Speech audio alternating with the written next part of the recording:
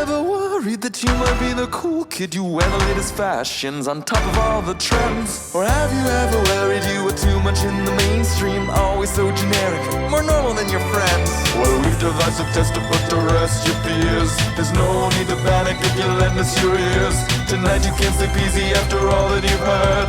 Cause if you like the show, then you're probably a nerd. Oh, Canon, it's Canon, it's all.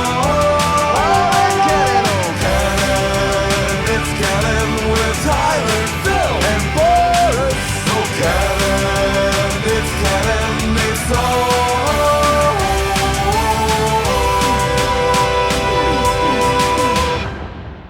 in Canon.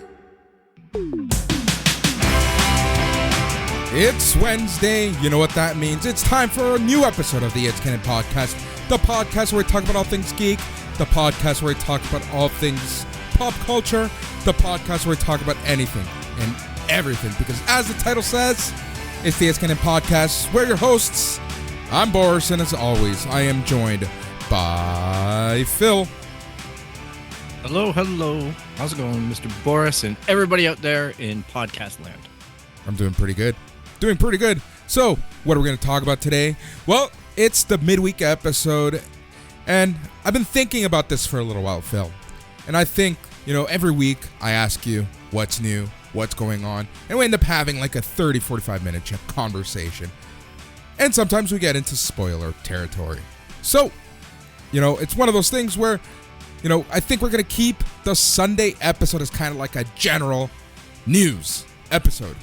And then our Wednesday episode is going to be our TV review episode, focusing on one show. So when there's an MCU show, it'll probably be the MCU show. And right now, it's the Star Wars show. I like the sounds of that. I know you briefly mentioned it in passing on chat and didn't really elaborate. And I had already added 2 + 2 = 4. Yeah. And considering on the weekend, we dove right into stuff, which I thought was very natural as well. So congratulations on the retooling, and I wholeheartedly back it and agree with that direction. Yeah, it's just one of those small things, right? Like, if you want to listen to this episode, you can. If you just want to listen to the news, you can. If you want to listen to like our special topic, because we will have special topics coming. But right now we're kind of taking a break with that because I want Tyler in on those. To be honest, I'd say half of the special topic episodes are coming from Tyler. So I want him involved. I think that it would just benefit everyone, listeners, myself, Phil, if Tyler is involved. So we've kind of been taking a break from these special topics, but they will be coming back because I know as a fact that Tyler will be back in the next few weeks. Yep, he's on his way back. I know he's got his hands full. He's got a lot of life happening right now, and I fully support that in the sense that Tyler's just a great guy and really enjoy spending time with him podcasting. So exactly. It's crazy to think that it's been 6 years that I've been podcasting on and off with him. Yeah, that's mind-blowing to me. I know. I'm like, you're like this guy that I know. Obviously, Boris and I know each other. We have a history together as friends. Yeah, there's all these secret doors that he keeps on opening, and he's like, oh, I've known all these people for X amount of time, and oh, I've known all these people. So it always blows me away, and I'm sure I could do the same to him too. But exactly, it's just funny because you think you know somebody, like, okay, that's Boris, and then it's like, oh, geez, man, there's a magic closet that he just opened up, and he's put a whole bunch of stuff into there. Yep. It's also scary how segregated I kept and kind of like siloed I left my life for so many years. All the Red Patch Boys conspiracies are true. I know, right? Isn't that funny? I tried to get you to spit out that drink. I know. Oh, man, I'm tired. I'm just exhausted. It's been a crazy few weeks. But let's jump into it. The other thing is this Wednesday episode, I'm going to try to keep it to 30, 40, 45, an hour long. It's not going to be as long as the news, which typically is 90 minutes or below. We're going to try to keep this to about 45 minutes or so. because, you know, there's only so much that you can talk about TV and reviews and what you thought about stuff. Yeah, it's a natural time thing. So that works. But I don't know, like this being the first episode, I gotta say, in this format, I know that we were talking about the Bad Batch or the Dad Batch, as everyone's embracing it as. Yep. It was an incredibly light episode this week. And But I'm just gonna say it. Like, I'm not crapping on the episode. I'm just gonna say it though. I fell into a Jupiter's Legacy trap that was some deep.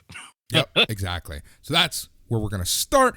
But there's a lot to talk about as it pertains to the Bad Batch. Yeah, the episode was light. It was very basic. But, you know, I think what they're doing is a fantastic job on the show. And so far, I have to say, I am absolutely loving this. Really? That's interesting to me because I wasn't sure if this was something that you were going to like, to be honest. Yep. It's a tough format for some people. There is a lot of resistance to Clone Wars over the years, the animation style and things like that. But there always is for every type of animated show, I suppose. Yep. But the storytelling, like so far, it's okay. It's not annoying me. It's or basic. anything, not that Star Wars ever does. Yeah. Well, it's meant to onboard kids as well as satisfy the Star Wars geeks and the Canonites and whatever else we can classify ourselves as.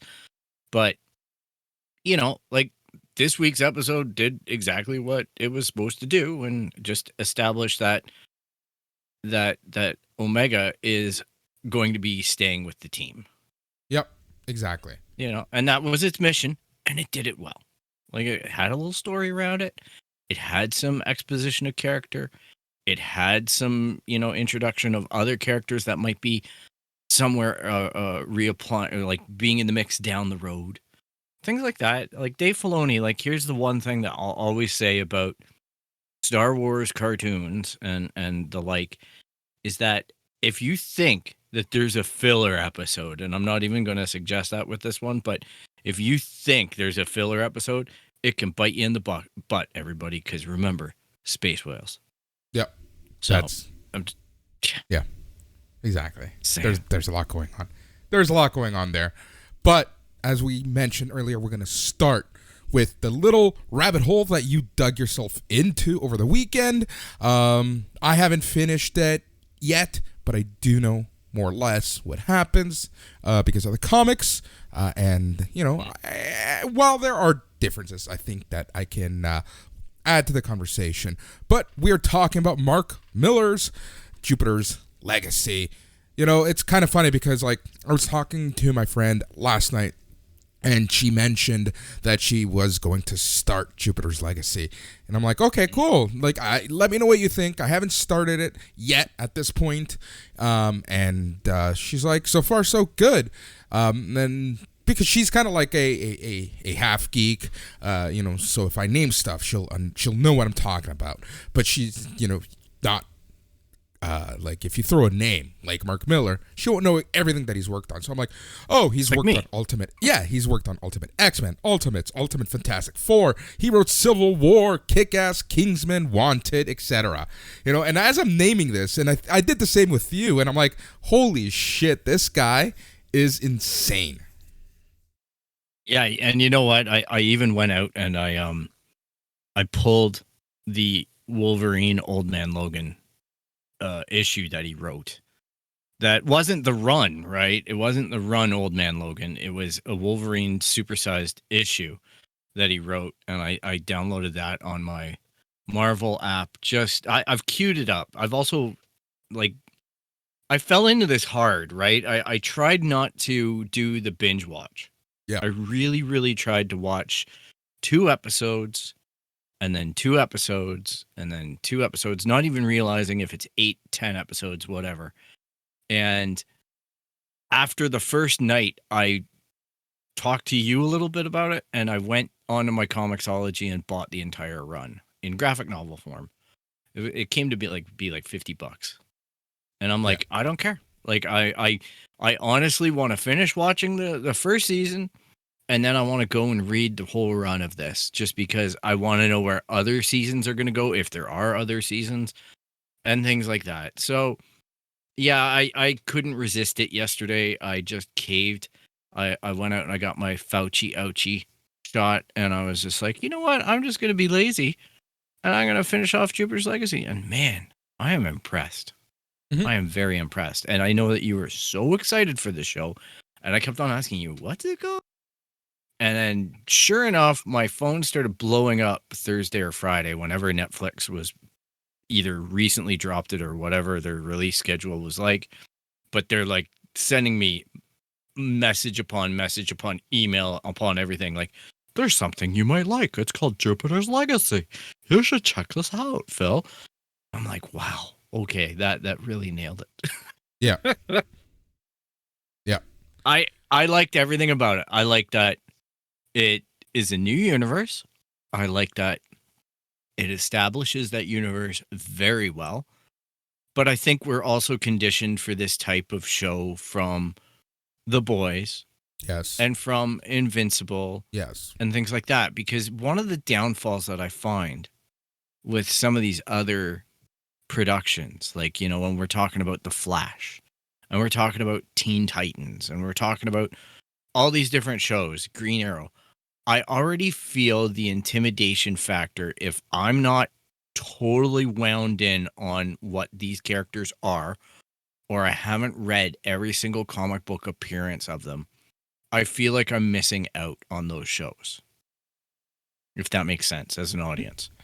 It's the geek intimidation factor. The geek fee of entry is too high. Like, God forbid somebody's trying to watch Star Wars for the first time.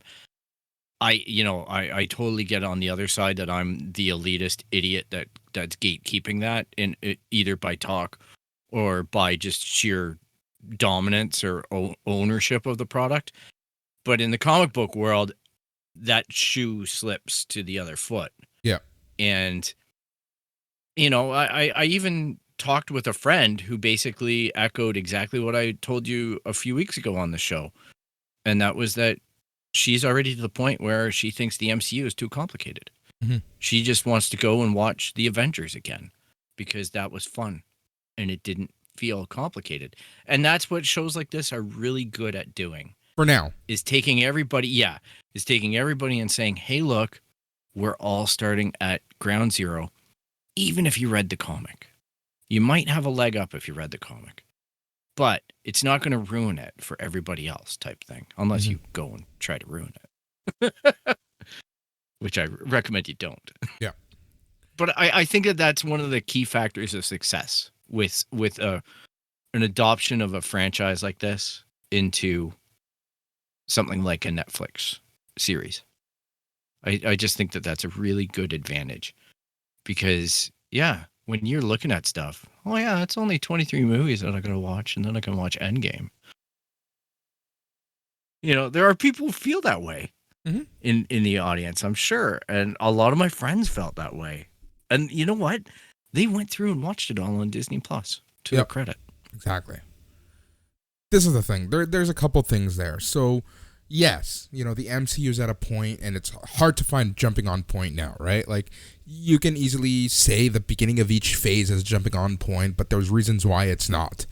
You know, and that's fine. Now, the other thing that kind of is daunting to a lot of people, and I know this is an issue that a lot of people have, is, you know, someone asks me, what TV show should I watch? And I typically tell them, hey, you should try Titans. Because to me, Titans isn't in this insane world. Like, there's a lot going on. You know the basics. You know who Robin is. You probably know who Dick Grayson is. You for sure know who Batman is. That's the basics. Everyone else, you can kind of learn. The issue with that, though, is that, you know, some people want to take a step even further back. And that's why having a show like this is fantastic. Like this, like The Boys, like Invincible, you know, because you, as you said earlier, you can start at ground zero with everyone. We're on level playing field right now, and that's fantastic. You know, and the other thing is like, you know, I think a lot of people are a little tired with the overall superhero, you know, basic storyline. I think people are getting a little tired of the tropes. I know that I used to joke around, and I always will and continue to joke around with Tyler about that. I always say he doesn't like superheroes. And by that, we just mean kind of like it's just like it's this huge embedded world, and you have to have known these for years, and, you know, it's the whole level playing field, as I was saying before. But, you know, now this is kind of like a new genre of superhero shows where it's like a little more grounded in a sense, you know, because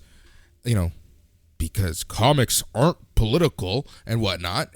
You know, you get these real life tropes, you get these real life stories, you get this real life feeling. And what I really enjoy about Jupiter's Legacy is the fact that you see, you know, from generation to generation, the way that superheroes are perceived, the way that superheroes act, and the way that superheroes are changes, similar to how humanity changes. So, you know, I think it's, you know, the superhero with a touch of realism, where not everyone is going to be this Superman, not everyone is going to be this virtuous, you know, holier than thou character. And then you have the opposite of that, which is like Batman, and he's like angry, and he's like emo, and the guy just can't get over the fact that his parents passed away when he was a kid, right? So I like the fact that we finally have a show, or many shows, or a sub-genre of the superhero genre that's like this, that's a little more grounded in the sense that you see that that political influence, that real world influence actually in the storylines, and you get that bi-generational influence that happens among families, among humanity, among friends, and that's actually at play here.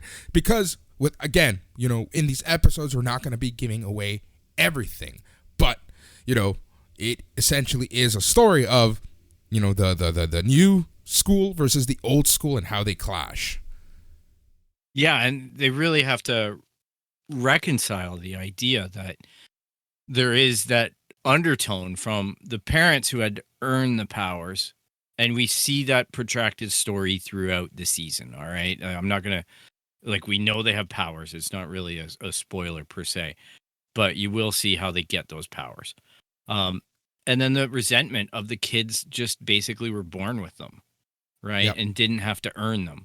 And that really is the crux of a lot of the story in this, or a lot of the tension, at least. Because The earning versus the just inherited. having them. Yeah. Because, you know, the father always has to go and tell his son and his daughter that you can't, this is the code. This is what you got to do. You can't kill people. You can't be the judge and the jury. You've got to, you know, basically take these people as prisoners, and we don't enact death or do the sentencing ourselves. That is up to society to do. And I thought that was interesting because it is a big focus, and it is a big point of conflict between him and his son, and even him and his daughter, which I thought the daughter was a weird casting choice, but just not weird bad, just different. I didn't expect her to look like that as an adult, and they cast her in, and you know what? It ended up working out well. I was a little bit hesitant about it, and sometimes early on in the show, the family dynamic thing that they have to play with felt a little bit too fast to me, but I get it in the context of the season now, and I get it in the story that they did tell. And here's the funny thing about all this. I don't like the 1920s and 1930s era stuff that much. It's always been a thing that I'm kind of passé on. I really dug the story on that timeline. I really was into it. Very interesting. I guess it comes down to how well it's done, and maybe there's a whole bunch of crappy stuff I've watched that's based out of that timeline where maybe they cut corners or it just didn't resonate well with me. But in this movie or in this show, it sat well with me. I was happy. Very cool. Very cool. Yeah, and I thought the production value by Netflix was fantastic. Yeah, I think that almost and a lot of the actors and actresses, I don't really know them, which I thought was really nice. They weren't people that I have any expectation from, so I was really pleased with their performances. And the dude who plays the brother, the psychic guy, I'm sorry, I don't know the names because I wasn't really sure we were going to be talking about it. And I'm just recently like sweating out what I absorbed. The guy who played the brother, I think would make a fantastic Magneto. I don't know why, but the minute I saw him, and I'm just like, there's something about that guy's charisma that he'd make an excellent Magneto in a Marvel, MCU universe. Yeah. I just couldn't shake that feeling, that vibe.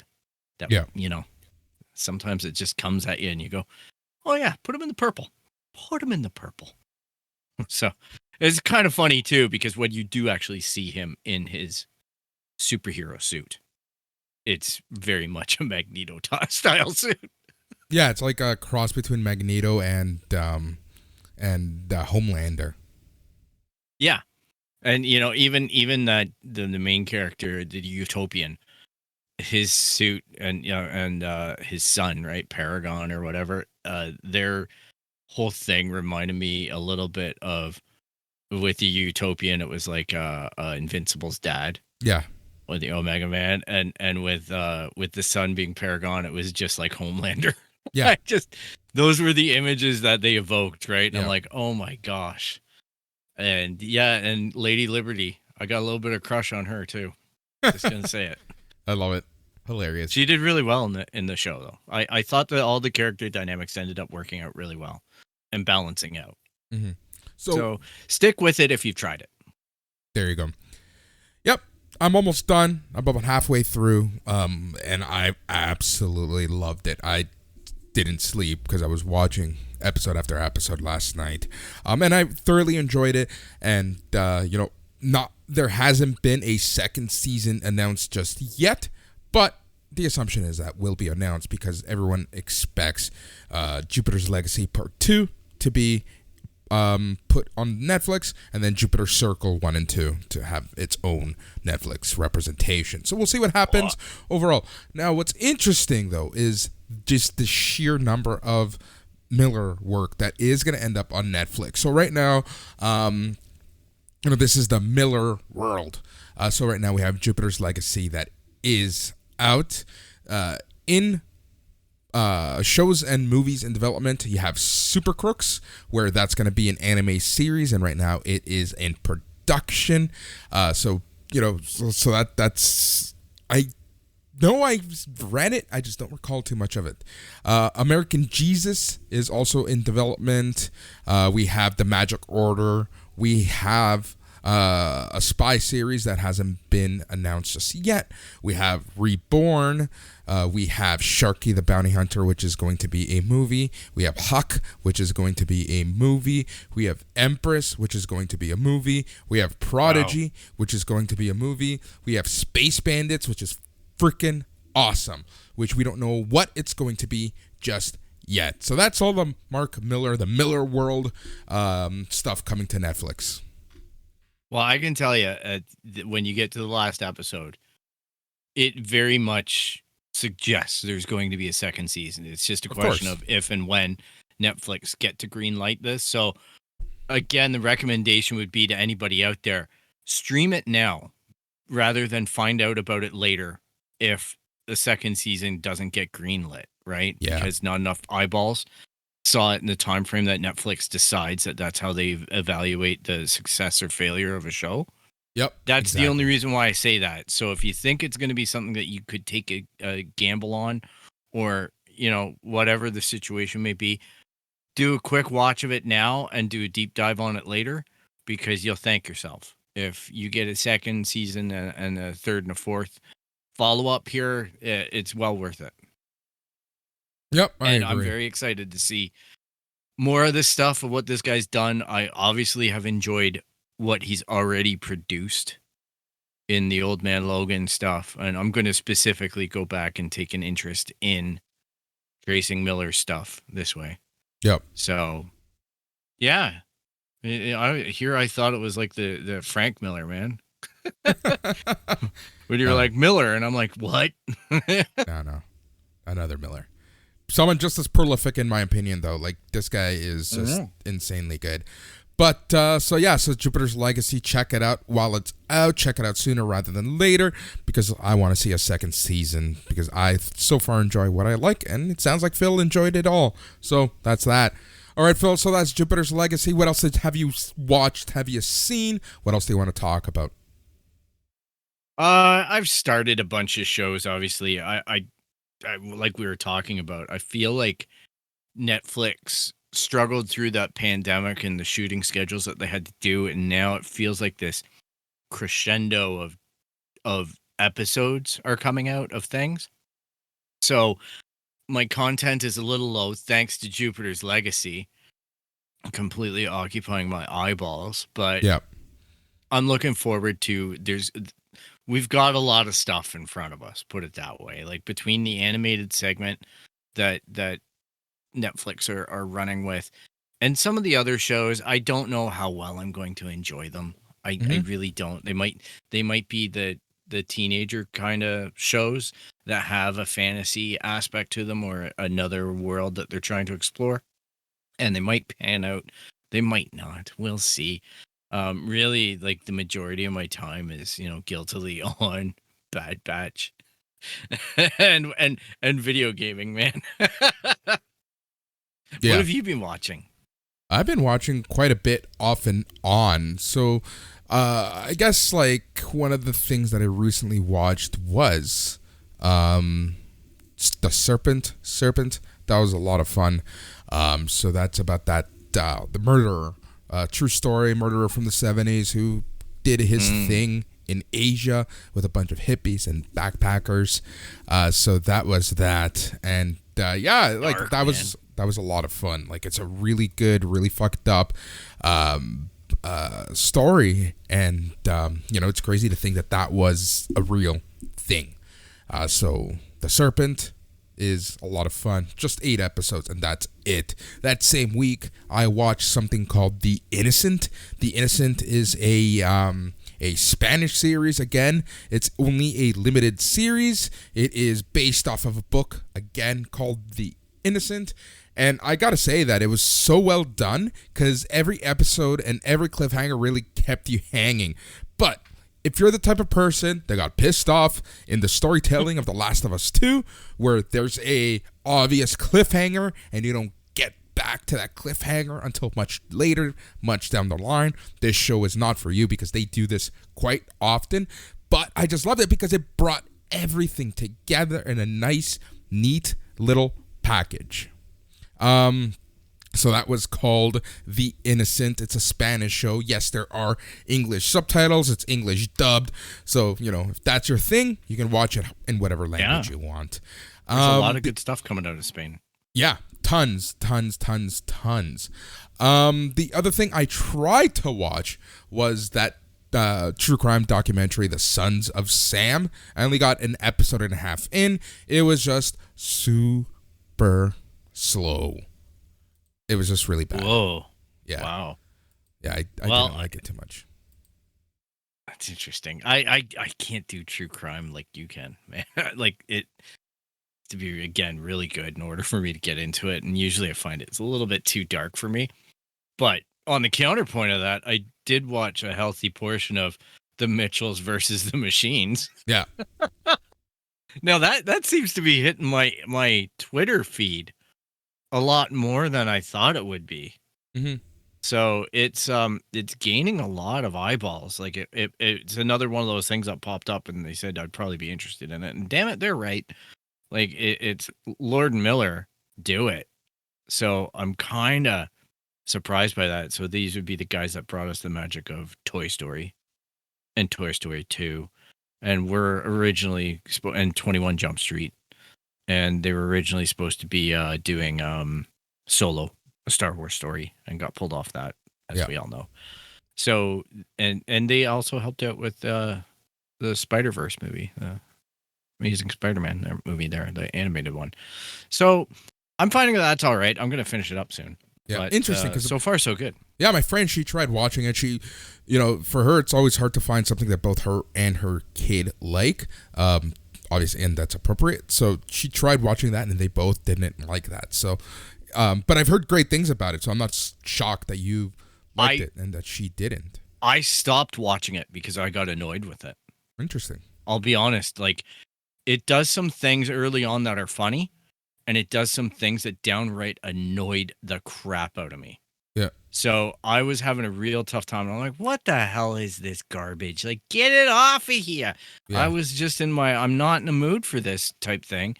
And I figured that it was a one-trick pony. I figured that I pigeonholed it in 20 seconds. And I'm like, nope, this is just shit. Like, sorry, people, but it's just garbage. It happens, man. Like, honestly, I have this weird thing with Netflix that I really need to be in the mood to watch something sometimes. Like, it's just really weird. And, it is what it is, right? Like I will go back and watch stuff, but yeah, I don't know. Yeah, it was Twitter's persistence on it that put me back to it. And nothing that I'm reading on Twitter is echoing any of the information that I just told you, which would all be things that would instantly pull me into that show or into that movie, because I'd be like, I wonder what Lord and Miller are really up to here and things like that. I'm not seeing the accreditation for it. I'm just seeing the fanfare. And the volume of fanfare that I saw on Twitter was just like, I have to look at this a little bit deeper. And then I started scraping away all these little nuggets. Yeah. And then I'm watching the show and I give it more than 5 minutes. Yeah. Let's just be honest here. And then I realized, oh crap, there's a really cute, endearing story that's happening. And I think it's going to be hilarious. Like, it's just the sense of humor caught. And it lessened on the stuff that annoyed me. It was more so they were memifying the movie, right? And that annoyed me. Right. That really annoyed me, because I was just like, this is a one-trick pony. This is a meme inside of a movie that's basically sitting there to alienate an older audience and completely capitulate itself to a younger audience, and that was enough to turn Old Man Phil off. Yeah, but I do like comedy. I do like these extreme situations. I do like the narrative of the machines versus man. Like, it's better than zombies right now for me, because I just need something that's not horror inspired to be the motivator. Even in the cartoon, the animation's cute. Yeah. So it's fun seeing an animated movie that's not Disney. Yeah. I hate to say it, like, not that there's I know what you mean, though. I know exactly what you mean. Yeah. Like, Disney has this thing, right, where I feel like Disney's purpose right now is to kick you in the balls, kick you in the heart, right? Like, get you crying. That's Disney's goal. Have you seen? This is a tangent, but have you seen the Marvel little trailer reel that they released, where they ended up with the Fantastic Four reveal? Yeah. I cried like a freaking baby through that, because they got Stan Lee, they got all these moments with Groot, they've got every single ball kicker moment in the history of these 23 films, jammed into 2 minutes of so well done movie trailerism. And these are all films that I've seen, but they managed to evoke all of the nostalgia, all of the heartstrings, and everything. Obviously, I'm exaggerating when I say I'm bawling, but I'm telling you, there was wetness on my face. There was a bit of moisture where I'm like, oh man, this is like too much over the top. Like the Stan Lee commentary and everything was just daggers, man. Yeah. Oh. And it's funny that you liken that stuff, because it's true. You watch an animated movie, and look at Toy Story 4. Look at Soul. Look at Up. Yeah. The first 20 minutes of Up. If you're not crying in the first 20 minutes of Up, you are not human. Yeah, you have no soul. Yeah. You should go watch Soul. Exactly. Like, it's ridiculous. Couple other things that I watched. Also on Netflix. I've been spending a lot of time on Netflix. I know I watched some stuff on Prime. I just don't remember what it was. Must have not been as good, because this is something that I really enjoyed. So it's a Netflix original, recently came out. It's called Love and Monsters. Phil, you should watch it. I've watched that. I watched that. That came out a year ago. I'm waiting for Love and Monsters 2 right now, because that is a freaking fantastic show. Yeah. unbelievable, especially those first like Oh no, hold on. four. You're thinking of some Love and Robots. Love and Robots. Oh, that's what I'm thinking. Love and Monsters. Uh-oh. Love and Monsters. It's a movie. Recently came out. Oh, awesome. Okay, Yeah. gotta watch it. Yep. Came out 2021. So basically, it's humanity, everyone lives in a bunker. The guy misses his ex-girlfriend, and he goes out to try to get her. Oh, okay. I thought it was gonna do something else. No. There's a lot to it, but I don't want to give anything away. It's got this Zombieland, this Zombieland charm to it. Nice. Well, I gotta check that out, man. Love and Monsters. Yeah. Love I was and thinking Monsters. Yeah. I know exactly Love and what you're Robots. thinking I want Love and Robots too, man. Telling Yeah. you. There's some And then- weird stuff that I've fallen into on Netflix too, so I totally get it. yeah, 100%. And then the last thing that I watched, this was yesterday morning. It was called In the Shadow of the Moon. It was interesting movie. So it is one of those sci-fi time traveling whodunits, kind of like Looper and things like that, right? It was a lot of Nice. fun. It was a lot of fun. Basically, a murderer comes back every 9 years. What's their goal? Why are they doing this? And who are they? Like the sounds of that. That's pretty cool. Like I know that there's been some stuff on Prime to give them a little bit of love. There's a new Bruce Willis movie called Breach that kind of caught my attention on it. I have to finish it. I started it though just to put it in my queue, and I've talked about it as well. Stowaway, which I think is on Netflix in the States right now, but it's on Prime here in Canada. So Yeah. those are some sci-fi-ish movies that are catching my attention. I don't know if they're going to pan out. It's always a gamble with Yeah. these types of shows, but definitely sounds like Love and Monsters is going to be right up my alley. Yeah, 100%. So on Prime, there is something called, and I'm about halfway through, and it's called Tell Me Your Secrets. It's like one of those weird psychological thrillers. It's pretty fucking messed up. Let me tell you that. I don't even know how to describe this show. I'm not done, so possibly next week I'll talk about it a little more. But so far, I'm liking it, but I know that it's going to be really, really heavy very soon. Yeah, those types of. It's funny how Prime get those types of shows like the Mr. Robots and stuff like that here, because it can get pretty messed up pretty fast. Yeah. It's funny because there's a Tom Clancy movie on. I'm not even gonna pretend to know what it is, but it ran ads relentlessly for me because I do watch Tom Clancy from time to time. I started it. It's in my thing. I started about 5 minutes in. I go, you know who would like this? My 83-year-old dad. Oh, And yeah. I put it on for him the other night, and oh my god, he was so happy. He's like, "That's the best movie I've seen in a while. There was a lot of action." Yeah, it's an hour and 49 minutes of just absolute action, apparently. I haven't seen this, and he's talking about Michael B. Jordan's Tom Clancy's Without Remorse. That's the. Yep. I knew it's just a matter of time before the ad comes up, but oh my gosh, was he ever impressed with that? And, he just likes the mindless action. That's what it And he is. said And that- it's Yeah, that's what I've heard. he said it was Yes. very violent. So that's the hilarious. 80-year-old man review. Very love it. violent. That was good. I love And it. he had the TV loud, man. Like it was rattling the house. It's so funny. And I tried so hard too. I have access to my friend's Plex, and I'm like, how about this movie? How about this movie?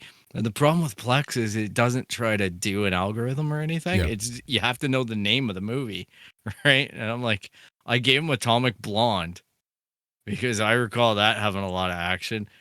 And I come downstairs and I look at him. I go, "What's going on?" And he's like, "I turned that one off. I decided to do something else." It's so funny playing that this one game. had a lot of action, but it wasn't mindless, right?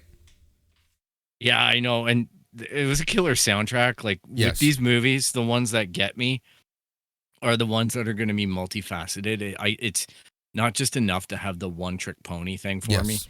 It's got to be, there's got to be another hook in there. And that's why certain movies stick with me better than others. So, and it's very difficult for me to gauge Mhm. Like I say, given the constrictions of my father's movie choices, uh, to know what he's gonna need to watch. Yeah. So yeah. Exactly. Oh, trust me, I'm well aware of this. All right, Phil, it's time that we move on and we talk about the main event, the thing that we promised everyone we were going to talk about, and that is Star Wars: The Bad Batch Season 1, Episode 2, Cut and Run. So, as we mentioned at the top, I'm thoroughly enjoying this show. I'm really liking what it's offering us. So, I would have to say the main thing that this is showing us is how the Empire became the Empire, kind of how we went from, you know, the Galactic War, the Republic versus the clones, or the clones against the Separatists, and it's showing us how the Empire really became the Empire, you know, that we knew in Rogue One and A New Hope. You know, there's this huge gap of time, and we just don't know exactly, like, you know, what happened to the clones, what happened, why are the ships so different from Clone Wars to A New Hope, you know, like, and over the past, 5 years, we've kind of been getting a few stories like Rogue One, what's that video game called? Rebels. The video game. Oh, Jedi Fallen Order. Fallen Order, you know, where they try to really, and Rebels to a certain extent, where they try to kind of fill in the gap. But I think that this show is doing a fantastic job of doing that, because, you know, they, at one point in this episode, they essentially say, money's no good anymore. Yeah, and it's interesting because I'm a little bit concerned about how quickly it's happening. Like, honestly, last week when we reviewed this episode, I hadn't had time to consider the timeline. Now, this is going to be something that takes approximately 20 years to develop, right? This transition. So it's a lot of space to play in. Now, something that I forgot to mention last week as well, and you brought it up, and I didn't play off of it, was the fact that we see Kanan or Caleb as a youth in that. So that really would have helped me understand the transition of Saw Gerrera better, because it gives you a total calibration point on what kind of arc we're looking at. Yeah. But how quickly the bleaching or the homogenization of the clones has happened. Because every single clone in the Imperial Army has no more markings. And one thing that really stood out to me when you're looking at the Bad Batch, or you're looking at Commander Wolf, like all the other clones that were personalities from the Clone Wars, when you look at them in their totality, they all had custom armor. You know, one of the big lures to Ahsoka's return was all the troops painting their mask to be Ahsoka's orange and headdress, right? So it's a thing that it's amazing how quickly it's happened. I get that the Empire has the resources to make it happen, and I get that they're able to tune the chips that did the Order 66 for higher compliance and things like that. Like, what they're giving us as an explanation in the Bad Batch is totally fair. It's just a shocking transition. Yeah. Because the clones are literally becoming idiots. Yeah. Right? Which was the idiots we all feared the Clone Wars was going to be, and they developed those personalities. And yeah, it's just, there's a little bit of that kind of uneasiness. It'll wear on me though, where I'm just going to accept it. And as well, the fact that they're all basically clones and they don't recognize one another. But they did. They did in that one spot. But I also feel like these guys are going out of their way to do things that clones wouldn't do. Oh, yeah. Right? Like, they're growing funny facial hair. They're maybe dyeing their hair. They're doing anything that they can to really alter that appearance. And obviously, the guy is very good about putting the box over his shoulder to shroud his face. Stuff like that. So it's all well done. It's well thought of. Like, it's well thought out. I think that it's really well thought out, but I do agree that I think that the sheer transition right now, as we're getting it, you know, can be a little interesting, a little scary in the sense that maybe, like, you know, I don't want them to run out of ideas anytime soon type thing. But I feel like there's a lot more going on, right? Like, I feel like just because of how, what's his face, Tarkin, was in Camino kind of underselling them, like that Yeah. I feel like possibly they just like made everyone dumb or something. I don't know. But like, there's so much that can actually be explained, right? He's definitely engineering it to be that. He's definitely doing special requests to condition them. Last week, it wasn't as jarring to me. Yeah. Because we had shock troopers everywhere. Yeah. And shock troopers are the ones with the red and white, right? So I'm like, okay, so basically what they're saying is the best troopers are going to be shock troopers, and the shock troopers predate the Emperor's Guard. They're supposed to be like the Emperor's elite. Yep. So that's why the Emperor's Guard is red, I think. Anyhow, it satisfied me there, and then this week was all just homogenized clones. Yep. Right? Straight white armor, Here's the straight thing. lace. I also think that you're not going to get so much every week, right? Like, I think I just let's give it the first 4 or 5 episodes and see how the pacing goes, right? I'm totally in. It's just shocking to me how quickly they could expunge it. Yes. But at the same rate, it's important for the story in order to identify the and further expose the Bad Batch to how much their order has changed, how much it isn't the Republic anymore. Yeah. And that's what they're playing off of. Like let's face it, in a cartoon you have to be heavy-handed. Yeah. All right, because you could have little kids watching, you could have various age groups, and you need to be forward with the story and exaggerate things a lot in cases. And this is one of those things where they're taking an artistic liberty. Yeah, artistic liberty, and you also have to give enough that a child is going to understand and enjoy this and think it's cool and be bought in and buy in and whatever, and enough actual content and meat for the adults watching it with them. Yep.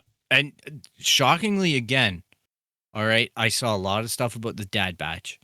I saw a lot of stuff about all that and people embracing this stuff. I haven't seen a lot of pushback. Okay, so you brought it up. I was going to bring it up in a little bit because I did have another question for you, but let's bring this up. So, there have been a lot of parallels, especially when you take a look at the timing of, this is the transition from the Clone Wars to the rise of the Galactic Empire, and then Mandalorian is essentially the fall of the Galactic Empire to the rise of the New Republic. And there's a lot of parallels because you have essentially Omega in this show, you have Baby Yoda in Mandalorian, and it's this this father-son dynamic. Do you feel like Disney, Star Wars, Dave Filoni is just like going to the same well one too many times? It's possible it might be a concern, but I think in the grand scheme of things, Star Wars has always been about family. Yes. If you look at, like even Kristen Beaver's new book, Skywalker, Family at War, it's identifying those stories, right? It's part of the space soap opera that draws us all into it, right? Yeah. So the fact that Kylo Ren is Han Solo's son, you know what I mean, is Ben Solo. The fact that we all wanted Rey to be a part of something, and they ended up doing it in the end, which I don't think was as great as maybe some of the other stuff fans came up with, but such is life, right? It's always been a core component of Star Wars, so I don't really feel the thing that I'm most worried about with Dave Filoni and his production is that he's so well attuned to George Lucas's ideology and storytelling that he's never going to push a boundary. Because I feel like right now Dave is doing things in a lot of safe ways, and Disney are obviously happy with it because they're getting the product, they're getting the products, they're getting the tie-ins, they're getting the authenticity that they wanted with the sequel movies, and now they're getting it through this TV show, which meets up very well with Disney Plus, right? So they know they have this asset.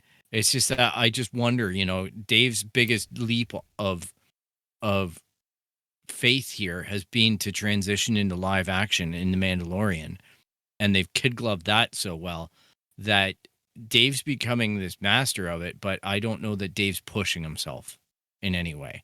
Yeah. And I'm not suggesting that he needs to go out there and make American graffiti or something. You know what I mean? Like I'm not Not trying to say he needs to get outside of his comfort zone or tell a story from his youth or do something that's going to push him that way or become this live action behemoth. But I'm just saying it's a danger sign that I see. Of course. Because he's telling such great Star Wars stuff. Yeah. And I don't know that he's really expending a lot of gray matter doing it. It's just, he's just good at it. Here's the thing. Right. If he's good at it and it's good and it's bringing in ratings or whatever you want to call and like interest and selling merch, then who the fuck cares? Yeah. As long as he's happy. I just want to be the guy that puts it that way. Is my concern is about Dave as an artist. Yes. Right? Dave Filoni as an artist. That's where I'm couching this from. We all like to have growth.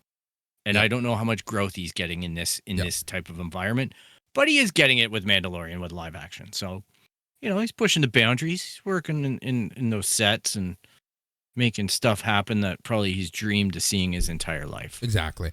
And I'm sure that he's going to be given opportunities within, the Star Wars world that, we're going to see some more live action stuff from him or a movie or something. We don't know what the plans are, right? Or maybe he's just super happy where he's at. Like, yeah, it is possible. It is possible he's just getting to tell the stories in the universe. The funny thing, though, that I was bringing up about the Bad Batch and the harmonization of the army.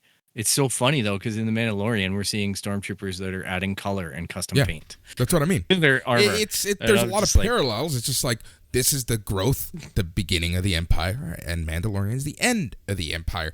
So it's kind of interesting to kind of see the parallels in both shows and kind of how things happen. And these are timelines that I really, really, really, really enjoy. And I kind of want to see more. But this episode is pretty simple at the end of the day. Like, they need to essentially get a new ship and they need to get the fuck out of the planet and help friends get out of the planet. Yeah, they have to get their friends on this ship. They have to figure out these code things, these code chains. And, that was a little bit funny where they come to tech and they're like, can you figure it out? Well, I've never heard of it before, but sure. Yeah. I'm like, give me a break. Like, oh, man, the balls on this guy. His thing was, I just heard about it, but I can give it a shot. Yeah.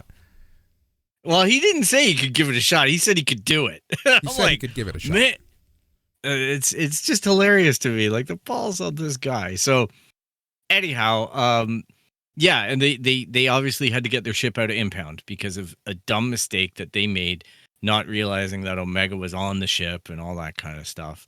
And, that's a cartoon, ladies and gentlemen, unfortunately, right? Like, we've got an idea. Let's just go and get captured. And then we're going to be in the Imperial compound. And then, don't run the idea to your manager. Don't let your commanding officer know, hey, wouldn't it be a great idea if... No. Just go do it, and then force them to go and break you out. Like, ay. There's so many little foibles like that, but I guess that's the growth of the team. It's a cartoon. It's a cartoon. It's not Mandalorian. Yep. No, I really like the shuttle. Yep. I'm really thinking it's gray. I think there's a lot of Lego community news because the shuttle's kind of bluish in the Lego set that they announced last week. Yep. And there's a lot of fierce debate because I nearly creamed my jeans when I saw that opening shot and they were in hyperspace and that thing looked exactly like the Lego. Yeah. And I'm like, oh, Lego got it right. And then you go to a neutral planet with a neutral sun and it's like, it's gray. It's blue. It's gray. Yeah. It's blue. So maybe I have to think of that model as it's in hyperspace. There you go. I really enjoyed the mention of Rex in this episode. Yeah. It's good to see, like, there's Captain Rex and whatnot. It's good to see these people coming back. Like, even in Saw Gerrera, seeing the Caleb story, which was different than the comic one, but whatever. Yeah. It's there's some really nice payoffs and potentials down the road. Just like there was in Rebels, pulling back some of the Clone Wars stuff into Rebels, and in the context of that, it's going to be a great joy to see that. And I look forward to seeing stuff that goes into the future, more into that zone of between Return of the Jedi and The Force Awakens, where we're going to get to see Hera and Jason and stuff like that too, right? Like, and when we're going to get the Ahsoka TV show, we're going to get the Rangers TV show. We're going to get all this content in that time period to further explore it. But really both are positioned, like you're saying, with about a 20-year time frame to do whatever the heck they want. And, I'm right now really interested in the character of Omega. Like, who is she? What is she doing there? What does she know? What's her purpose? Yeah, because they did mention that this week, that every clone has a purpose. Yeah. And I think it's funny that she took off her headpiece too. Yes. And I don't know if that's going to have any significance. Yep, So because apparently maybe the Caminos don't do anything for no reason. Yeah. So how about that, mate? Let's go get Wrecker and pull something off of the ship. All right. There we go. Bad I Batch. love it. I fucking love it.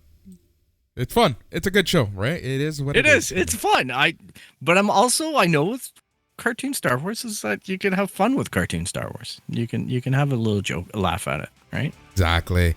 All right, Phil, it's that time of the day. Let our listeners know where and how they can get a hold of us. Hey, if you want to talk to us about Rian Johnson's Star Wars, or, that Palpatine is actually the grandfather of Rey, you can reach us at www.itscanonpodcast.com. You can track us down on Instagram, Twitter, and Facebook at It's Canon Podcast. You can email us at show@itscanonpodcast.com.